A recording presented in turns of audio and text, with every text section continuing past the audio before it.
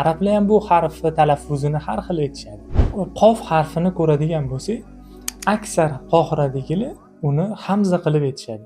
Misol uchun qolni al deydi. Va ikkinchisi bo'ladigan bo'lsa, g qilib aytilinadi. Bu siz aytishingiz mumkin, g degan harf yo'q arab tilida o'zida. Jimni ular g ga aylantirishadi. Misol uchun gal deydi. Bitta misol qilib aytadigan bo'lsak, maza qola lakka ular allak deydi. Birinchisi, ikkinchisi gallak deydi.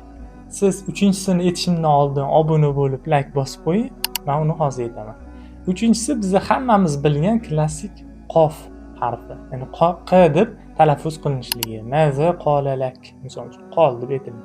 Va yana oxirgisi juda ham nodir uchrashi mumkin. Ba'zi bir talaffuzda qiynalib nutqida xatoga uchragan odamlarda bu maza qola lak deb k qilib yuboradi qni. Siz qaysi lahjani ko'proq eshitgansiz? Izohlarda yozib keting.